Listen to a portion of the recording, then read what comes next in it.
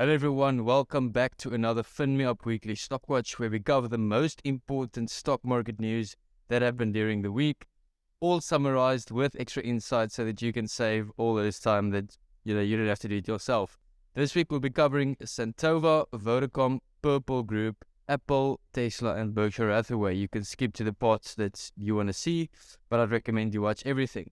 The first one we're going to cover and get out the way is my personal biggest holding, as I've posted about Santova countless times on the FinMeUp app, on this YouTube channel, probably everywhere. I am quite a big fan. I've been following this company since it was around 1 Rand a share. It is now over 9 Rand a share. So there's been insane returns for the long-term shareholders. But they just continue to post great results, so I'll give you the results summarized. But I am doing an interview with Paul on Stock Savvy on this YouTube channel. They posted results. Revenue grew by 7.9%. Net asset value grew by 34.4% to 7.51 Rand. So the net asset value is currently below the share price. You don't get a lot of those in South Africa, which could say, yes, it's overvalued. But they are sitting on a lot of cash. So that's one thing that contributes. But also, this is an asset-light business. That's how they describe themselves. That's what they focus on, being asset-light. So with net asset value, I don't really bother myself. I've never really bothered myself with the net asset value per share for Santova. So yes, it's at a massive increase, 34.4%, but it is trading below the actual share price. So it could be overvalued. Look, Santova had a big run in the share price, but I'm holding. That's the bottom line. The profit grew by 23.8%. Headline earnings grew by 22.1%. And obviously, there's so much more detail that goes into this. But if you're keen to learn more about Santova, stay tuned for the Stock Savvy video that we will be discussing. And yeah, great results. Vodacom, group overall revenue rose by 16%. Group service revenue grew by 17.2%, so this is a good segment for Vodacom. Financial services revenue increased by 29.2%. Great increase in financial services. That contributes 10.5% to the group service revenue, the financial services revenue.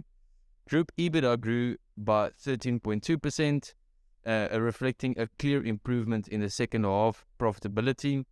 The company served a combined 185.8 million customers across the group. So they've got a massive user base, massive distribution. And they also announced a full year dividend of 6.70 Rand. Paul, any thoughts? Yeah, Vodacom, very interesting this year.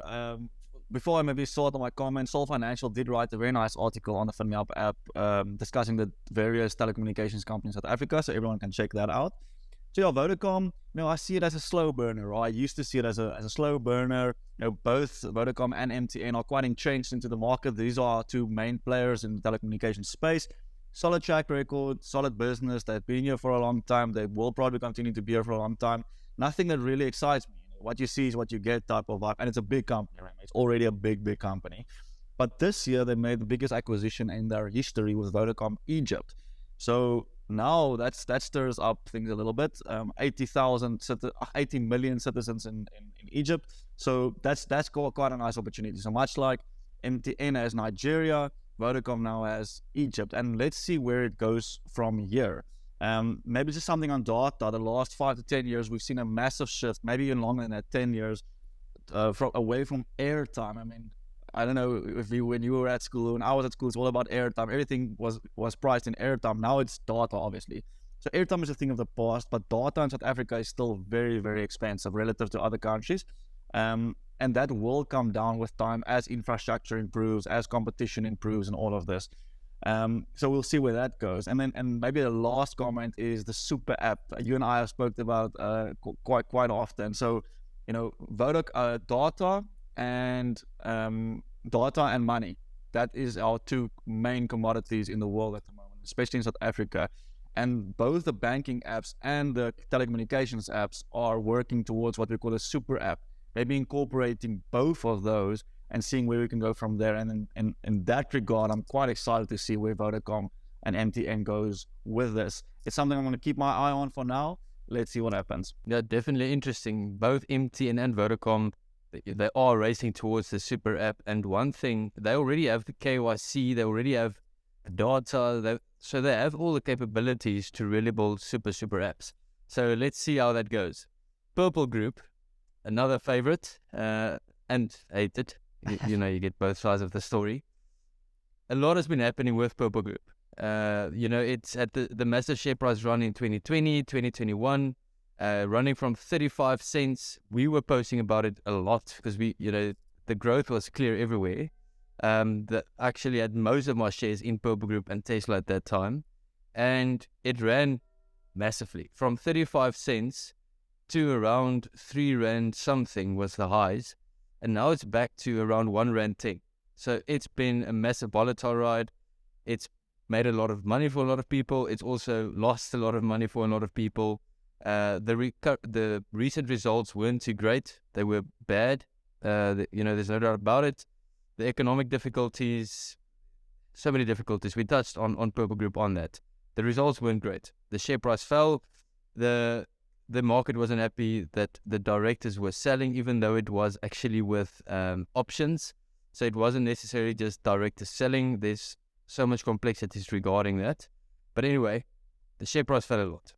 Now they want to raise capital to increase their growth for expansion opportunities in Africa, for their Southeast Asia. So they really want to capitalize on growth, and growth requires cash, requires capital. And with rights offers, existing shareholders dilute, and you can get shares for cheaper than it is trading in the market. That's basically what it is. Really, really highly summarized. So Purple Group intends to raise a maximum of 105 million Rand through a renounceable rights offer to pursue expansion opportunities. The final terms of the rights offer, including the subscription price and the ratio of rights offer shares, will be announced on 18 May. So basically, the announcement will cover next week, basically, very, very basically. The rights offer is intended to support the strategic growth ambitions of Easy Equities, a subsidiary of Purple Group, and accelerate its product and regional expansion. Several major shareholders have committed to follow their rights in this offer. Easy Equities will also conduct a separate rights offer to raise 150 million Rand using the net proceeds for expansion opportunities. Okay, so a lot of information. But basically, if you own Purple Group shares, you'll get announcements, you'll get all of that, where you can either, just not take up the rights offer and you will be diluted, which just means you own a smaller piece of the pie. And if you do take it up, you'll get shares for cheaper, so discounted shares, but you'll not dilute. So it's a weird concept, but basically they're raising capital on the open market using a rights offer. Paul, any comments on that, or anything that I missed or incorrectly stated on that? Yeah, I think you covered everything. Maybe just once again, Soul Financial did write an article today on what is a rights issue and how does it work. So I would encourage anyone just to go read that. Basically what Higgo said is you get first right to buy new shares. So you have the chance to keep your percentage stake in the company. If it's open to other people, your stake in the company will be diluted. And what's also cool about this is you get it at a cheaper price normally. So let's say the price is 1 Rand 10 cents in the market, then you'll get it at 1 Rand or 90 cents even. So they give you a little bit of incentive to buy more. So yeah, Purple Group, where is it going? I don't want to be an unpopular guy on the internet. I don't want to see shares go down. I never want to see that. I only want to see up, but it does happen. So my personal opinion on Purple Group is I think it might still go lower, but maybe as a long-term play, there's a lot of potential, and they are pursuing expansion opportunities. That is exactly the reason why they're doing the rights offer, to give current shareholders the right to buy more shares, to raise money for expansion opportunities, specifically for Easy Equities. And that's essentially what we want to see as shareholders, or what shareholders want to see. They want to see Easy Equities grow, go into Africa and maybe even overseas, like we discussed before.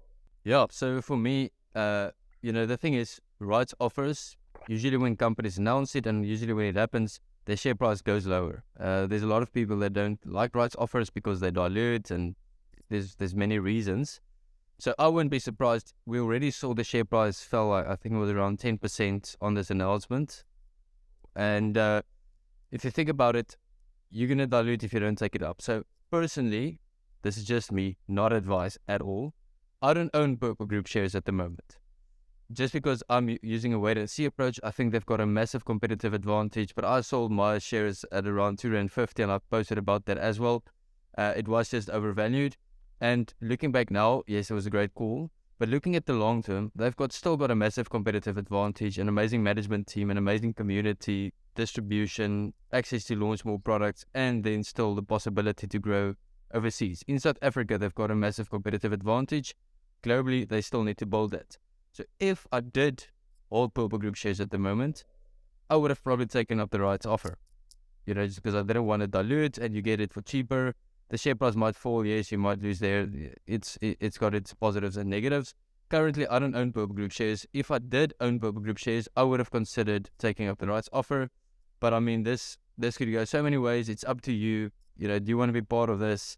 Anyway, so a lot of things to consider. I really highly recommend go read the educational article on rights offers that Sol Financial wrote on the FinMeUp app. Capitec Bank, a prescribed officer sold Capitec shares worth over 5.6 million rand. Yes, a lot of money, but not in the bigger picture of things. But the reason why we put this in this week's highlights is that Capitec's share price has been taking some heat on the negative side. And a few months ago on the Weekly Watch, Paul actually covered Capitec and said he's not too optimistic about the share price. He believes that it could come down. Quite a few reasons. Banks might see some struggles over the next year or two with high interest rates, more bad debts, the consumer struggling, all of that. So the previous year they had great results, all of the banks. But if you look in the results in deeply and the management comments and all of that, you can all see everybody's a bit cautious at the moment, especially with bad debts that could creep up. But looking at Capitec and maybe just the general banking sector, Paul, what are your thoughts currently? Very interesting scenario at the moment, Higgo, because a year or two ago, banks did very well. They were perfectly poised in a rising interest rate environment. Initially, it's great because higher interest rates, higher revenue, of course, because you get they get money on all the loans. The flip side of that is a sustained interest rate environment like we are seeing now and probably will continue to see for the next year is not that bullish, for the main reason being that people are going to start defaulting on their loans. And that's by the way, is a taxi in transaction capital. That's exactly what happened. You have a rough economic circumstances. People can't repay their loans, and who sits with a baked pie at the end of the day is the banks, the people who actually loan them the money. So that's just on the banking sector as a whole. Capitec specifically, I think what Capitec has done in South Africa is incredible for everyone, because banking, like share trading, used to be something for the middle and upper class. It's too expensive, so that's why people traded in cash. Capitec came in, they solved that problem. All kudos to them. At the moment, Capitec for me, across the board, all value metrics is just overvalued. Like I said last time, they're not the new kid on the block anymore. They're one of the big boys now. They have millions and millions and millions of customers. So if you want to play with the big boys, you got to trade at big boy valuations, and they're just too expensive for me. So like I said a few months ago, I won't be surprised if I see a little bit of a pullback, 20-30% over the next year or two. Not because I don't like the company. Personally, I have a Capitec bank account. It's simply they're just too expensive, and I think they're going to come down to earth a little bit, unfortunately. Sometimes the share price is disconnected from the actual company fundamentals. We must remember that. So sometimes you can love a company, but still the share price could be overvalued. Or sometimes you might not be the biggest fan of a company, but it's extremely undervalued and there could be an opportunity. So it's important to note that, if you go shop at, this is just an example. I'm not, let's say the retailer was called XYZ retailer. If you shop there and you love the shopping experience, does not necessarily mean you need to go buy XYZ shares. There's in the valuation of a company, there's so many things, not just a good business or good business for consumers. So just keep that in mind. Looking at the US, Apple, Tesla, and Berkshire. Apple just previewed software features for cognitive, vision, hearing, and mobility accessibility, along with new tools for individuals who are non-speaking or at risk of losing their ability to speak. Interesting. The new personal voice feature for people who may lose their ability to speak will allow them to create a synthesized voice that sounds like them to talk with friends or family members. According to Apple, users can create a personal voice by reading a set of text prompts allowed for a total of 15 minutes of audio on the iPhone or iPad. So in short, for 15 minutes, you're going to talk and answer some questions to Apple. And then from there on forward, you can text something, write an email or something, and your voice will be playing. Like it's as if you are speaking. Stephen Hawking. Crazy. Tesla, Elon Musk just said that he will be devoting more time to Tesla, especially on the AI and new product development, following his stepping down as CEO of Twitter. So he stepped down as Twitter. Obviously, the past few months, he's been really focused on getting Twitter together and focusing on Twitter. So for Tesla shareholders, it's definitely a positive sign to see that he's actually going to act like the CEO again a little bit more, even though he is we all know Elon Musk. Now, for the last one, Berkshire Hathaway. Warren Buffett and Berkshire Hathaway. So Warren Buffett is basically Berkshire Hathaway and the Oracle of Omaha. Bought another 20.4 million more shares of Apple during Q1, bringing their total stake to 915.6 million shares of Apple. Given the increase in shares, Warren Buffett's Berkshire Hathaway are now on pace to receive $879 million worth of dividends just in 2023. $879 million worth of dividends. That is crazy. Berkshire Hathaway has massive conviction in Apple. It's more than 50% of their entire holdings, and Berkshire is not a small company. They're sitting on a lot of capital and a lot of shareholders. We all know how big it is.